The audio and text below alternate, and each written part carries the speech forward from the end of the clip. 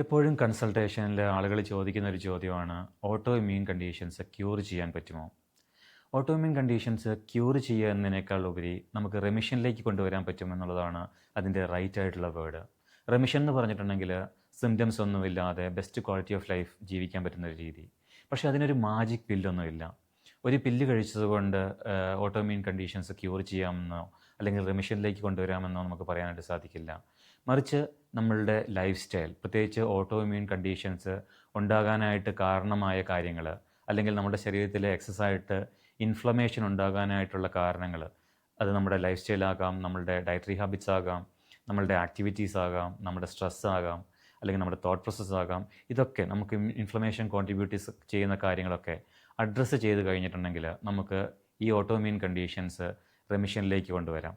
പക്ഷേ ഒരിക്കലും നമുക്ക് ഒരു സിംഗിൾ മെഡിസിൻ കഴിച്ചുകൊണ്ട് നമുക്ക് ഓട്ടോ ഇമ്മ്യൂൺ കണ്ടീഷൻസിനെ റെമിഷനിലേക്ക് കൊണ്ടുവരാനായിട്ടോ ക്യൂർ ചെയ്യാനായിട്ടോ സാധിക്കില്ല. എപ്പോഴും നമുക്ക് വേണ്ടത് മെഡിസിൻസിൻ്റെയും അതുപോലെ തന്നെ ലൈഫ് സ്റ്റൈലിൻ്റെയും കറക്റ്റായിട്ടുള്ള അപ്ലിക്കേഷനാണ് നമുക്ക് ഓട്ടോ ഇമ്മ്യൂൺ കണ്ടീഷൻസിനെ റെമിഷനിലേക്ക് കൊണ്ടുവരാനായിട്ട് വേണ്ടത്.